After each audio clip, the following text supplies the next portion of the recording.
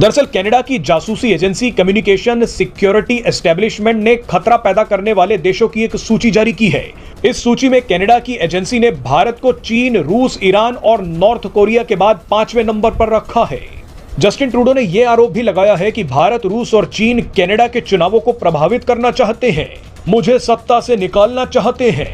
Justin Trudeau ये game बहुत अच्छी तरीके से कि अपने आप को प्रोटेक्ट करके और अपने पॉलिटिकल फायदे से किस तरीके से वो मीडिया का इस्तेमाल करे अपने पॉलिटिकल फायदे के लिए, अपने आप को बचाने के लिए।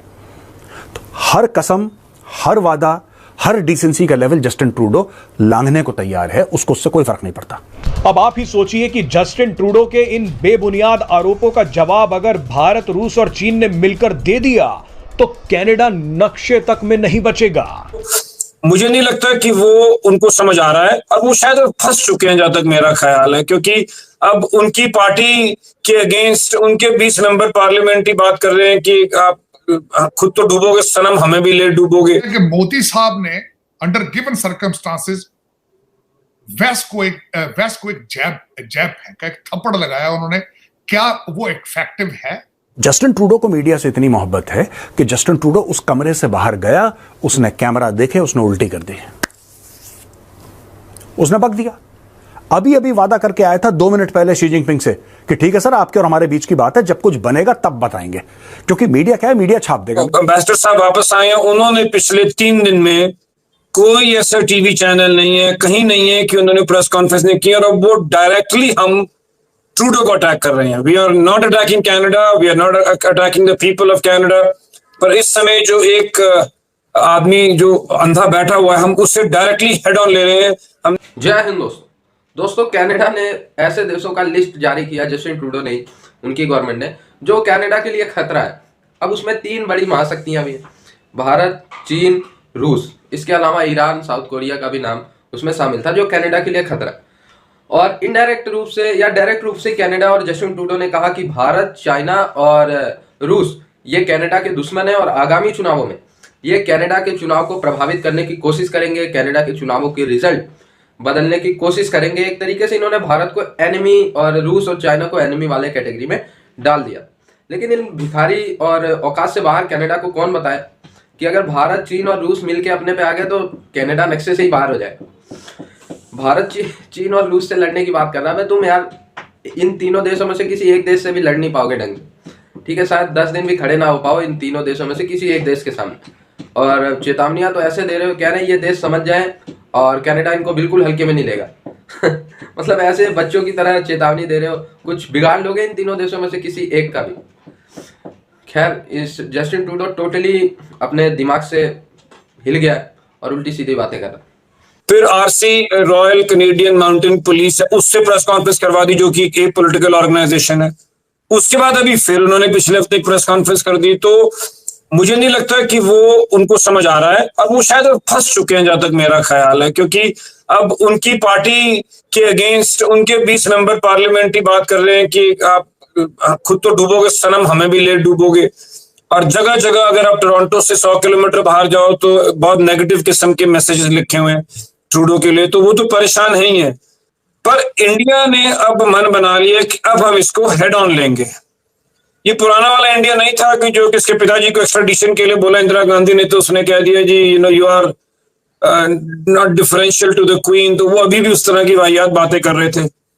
तो अब जो है इंडिया, क्योंकि हमारे जो एम्बेसडर साहब वापस आए हैं, उन्होंने पिछले 3 दिन में कोई ऐसा टीवी चैनल नहीं है, कहीं नहीं है कि उन्होंने प्रेस कॉन्फ्रेंस नहीं की, और वो डायरेक्टली हम ट्रूडो को अटैक कर रहे हैं। We are not attacking Canada, we are not attacking the people of Canada. पर इस समय जो एक आदमी जो अंधा बैठा हुआ है, हम उससे डायरेक्टली हेड ऑन ले रहे हैं। हमने पन्नू की भी प्रॉपर्टी सीज करनी शुरू कर दी है। तो अब इंडिया इसमें और अग्रेसिव होगा। पूछिए क्या पूछना चाह रहे हैं। मगर मैं ये पूछना चाह रही थी आपसे कि अमेरिका और कनाडा या इस तरह की जो कंट्रीज होती हैं उसके बारे में हमें तो यही बताया जाता है कि उनकी पॉलिसीज होती हैं, किसी प्राइम मिनिस्टर या प्रेसिडेंट के आने से कोई खास फर्क नहीं पड़ता। अमेरिका की जैसे जो पॉलिसी होगी किसी भी कंट्री को लेकर, वो ऑलमोस्ट वही फॉलो करते हैं, चाहे ट्रंप आए चाहे बाइडेन हो। ऐसे ही कनाडा के भी प्राइम मिनिस्टर कोई भी हो, चाहे ट्रूडो हो या कोई भी दूसरा आ जाए, तो उसका नाम मुझे अजीब सा लगता है, डड्डू जैसा। तो वो सॉरी मगर ये कि उनका नाम मुझे वाकई अजीब लगता है। ट्रूडो जो है वो हो या कोई भी हो, तो वो जो भी आएगा उसकी पॉलिसी भारत को लेकर या खालिस्तान मूवमेंट को लेके या खालिस्तान के सपोर्टर्स को लेके वही रहेगी। मुझे नहीं लगता कि ऐसा है, क्योंकि देखिए एक बात तो है कि अगर एक जिस्म में कैंसर भी आ जाता है तो उसे निकालने में टाइम लगता है, क्योंकि अब कनाडा में जिस हिसाब से उनके ऊपर $500 बिलियन के ऊपर के एलिगेशंस लगे हुए हैं, उनके मेंबर पार्लियामेंट भी अगेंस्ट हैं। टू एन एक्सटेंट मैं आपकी बात से इत्तेफाक रखता हूं, क्योंकि जो उनके लीडर ऑफ अपोजिशन है पियर पॉलिवेयर, वो भी उन जलसों में बैठे हैं जहां पे के नाम के नारे लगा गए। अगर एक समझदार पॉलिटिशियन होगा तो उसके बाद प्रेस कॉन्फ्रेंस करेगा कि जी नहीं, मैं इससे इत्तेफाक नहीं रखता। तो इतनी जल्दी तो नहीं ठीक होगा, पर अब ठीक है, मतलब क्योंकि देखिए हमें, हमारी कंट्री सुप्रीम है। एक बार हमने एक हवाई जहाज खोया, 327 प्लस 2 लोग खोए। अब वो हिंदुस्तान नहीं है। अब हिंदुस्तान फर्क है। अब हम ये नहीं कि जी आप गोरे हैं, आपकी रंग हरा, आपकी आंखों का रंग हरा है या आपके बाल भूरे हैं, वो खत्म हो गया। अब आप देखो कि अब हम कहते हैं कि अगर आपने हमसे रिलेशन बनाना है तो वो इक्वल टर्म्स पे बनेगा। अभी बोलना मत यार किसी को, क्योंकि यार वही चीज है, कच्चा पक्का खाना है, आपने परोस दिया। जस्टिन ट्रूडो को मीडिया से इतनी मोहब्बत है कि जस्टिन ट्रूडो उस कमरे से बाहर गया, उसने कैमरा देखे, उसने उल्टी कर दी, उसने बक दिया। अभी अभी वादा करके आया था 2 मिनट पहले शी जिनपिंग से कि ठीक है सर, आपके और हमारे बीच की बात है, जब कुछ बनेगा तब बताएंगे। क्योंकि मीडिया क्या है, मीडिया छाप देगा। मीडिया की आदत होती है, मीडिया को चाहिए सनसनी। आपने जो बोला मीडिया ने छाप दिया। मीडिया ने जो छाप दिया या टीवी पे दिखा दिया, आप लोगों ने देख लिया और आप लोगों ने अपना एक माइंडसेट बना लिया।